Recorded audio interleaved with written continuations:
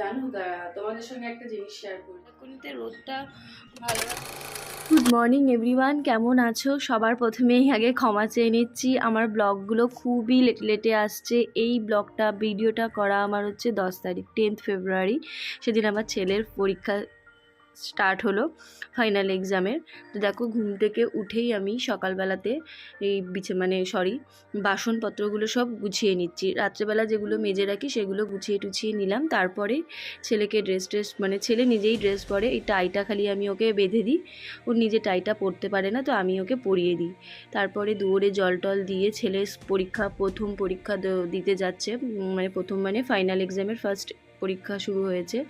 তো বললাম না, ওই ভিডিওটা আমার অনেক দিন করে রাখা, আর যে এডিট করে ছাড়বো সেই সময় হয়ে উঠছিল না, সময়ও ছিল না। তারপরে সত্যি কুড়েমির জন্য হতে পারে যে এডিট করাটাও একটা কুড়েমির ব্যাপার, বুঝতেই পারছো। তার মধ্যে সময়েরও খুব অভাব আমার, পরীক্ষা নিয়ে আমি খুবই কিছু কিছু কারণেও আমি খুব ব্যস্ত ছিলাম। তারপরে দেখো, এই যে ছেলেকে ছাতু খেয়ে যায় আমার ছেলে, তো জানোই তোমরা সবাই, তো ছাতুটাকে গুলে দিচ্ছি। তো বাচ্চাদের জানো তো সকালবেলা ছাতু খাওয়াটাও ভালো। আর আমার ছেলে দুধটা খুব একটা খেতে চায় না সকালবেলায়, ওর বলে গা গুলায় দুধটা খেলে। তো সেই জন্য আমি ছাতুটাই দিই, শীত বলো গরম বলো ছাতুটাই দিই। শীতকালে আমি গরম যে জলটাকে গরম করে দিই, আর গরমকালে তা দেখো টোনাম করে নিল ছেলে, তারপর বেরিয়ে গেল। তারপরে এই যে আমার হাজব্যান্ডকে ডাকছি, ঘুম থেকে উঠে গেল, উঠে যে ওর যে লেবু জল দিয়ে দিলাম, ও বাজারে বেরিয়ে গেল। তারপরে ব্রেকফাস্টে করব ডিম সেদ্ধ আর বাটার টোস্ট। চা খাচ্ছি, আমি তো বলি লাল চা খাই সকালের দিকে, তো আজকে ইচ্ছা করলো একটু দুধ চা খেতে। তো জানো তোমাদের সঙ্গে একটা জিনিস শেয়ার করি। তো আমার আজকে মনটা খুবই খারাপ, আজকে বলে না কদিন ধরেই। তোমাদের অনেক ভিডিওতে হয়তো তোমাদের বলেছি আমার একটু সময়টা মনটা খুবই খারাপ যাচ্ছে, মনের অবস্থা ভালো নেই। তো সত্যি খুবই খারাপ। এই যে ভিডিও করছি, ফটো পোস্ট করছি, তোমরা সবই দেখছো, তার মধ্যেখানেও থেকেও মনটা ভালো নেই। করতে হয়, করছি, তোমাদের সঙ্গে তো দেখো সবকিছুই শেয়ার করি, সবকিছু বলতে যতটা পারি শেয়ার করি, ছোট হোক বা বড় হোক। তো কোনোদিন যদি সুযোগ আসে তোমাদের সঙ্গে আমি এই আমার জিনিসটা শেয়ার করব। সত্যি মন খুবই ভালো নেই।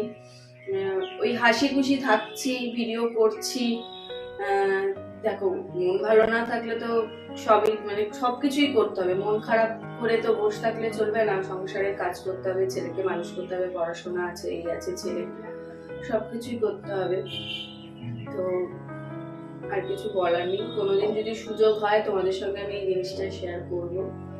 ভালো লাগছে না মনটা, আর আজ এমনি কদিন ধরেই মনটা ঠিক ছিল, আজকে আর একটু খারাপ লাগছে মনটা। তো তোমরা তো শুনেই নিলে, আমার মনের কথাগুলো বলে দিলাম।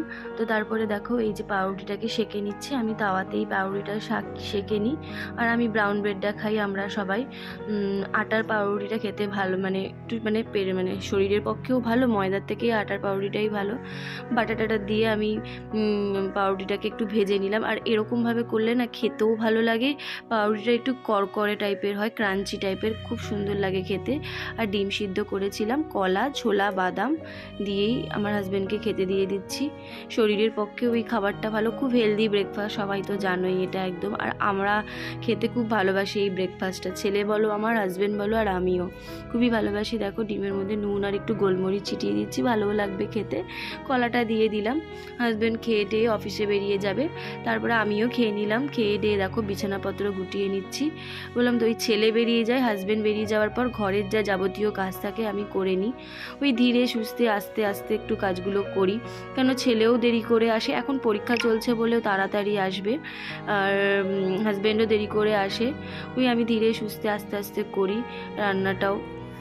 আর আমাকে যে একা হাতে করতে হয়, এমনি তো আমার এই ধীরে সুস্থে করতে করতে না আমার দেরি হয়ে যায় খুব, রান্না বসাতে খুবই বেলা হয়ে যায়। কেন ধরো, পুজো টুজো করতে হয়, যে চান টান করে এসেছি, দেখো চান টান করে এসে তারপরে পুজো করব, তারপরে রান্না বসাবো। আর একটুখানি মুখে যা ক্রিম ট্রিম মেখে নিলাম।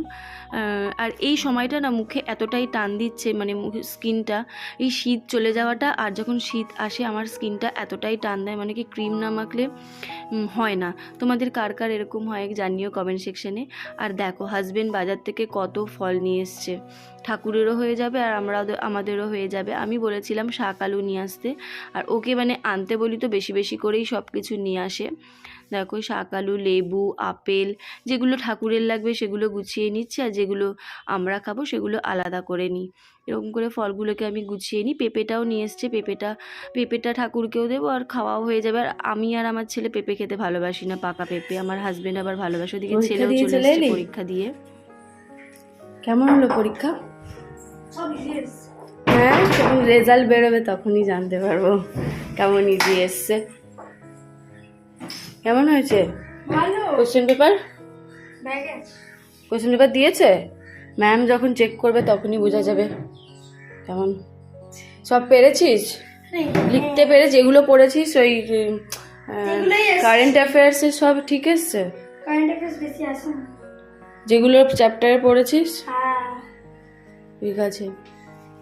আর পুজোটাও করে নিচ্ছি। দেখো এই বললাম তো, আর আমার পুজো করতে একটু সময়ই লাগে, কেন গোপাল আছে তো, গোপালকে চান করানো, ঠাকুরগুলোকে পোছানো, তো এই করতে করতেই আমার দেরি হয়ে যায়।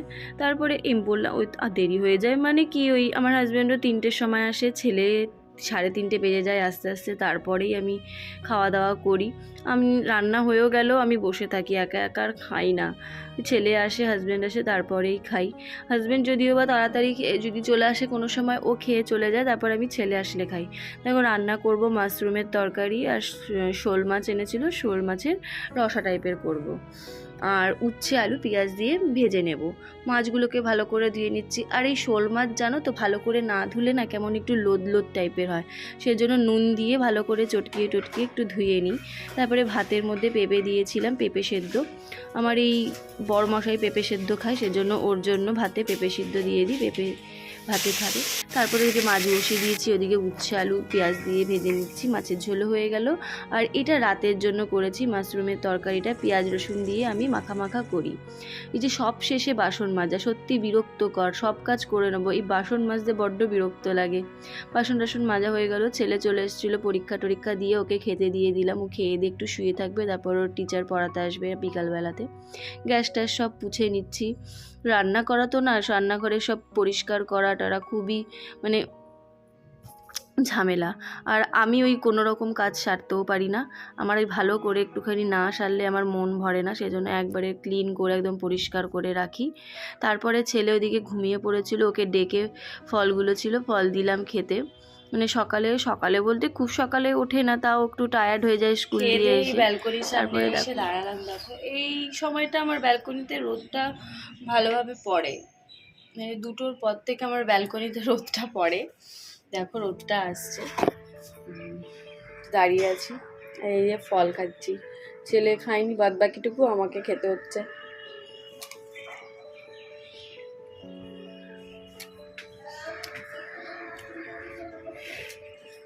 তো দেখো দাঁড়িয়ে ফল খাচ্ছি।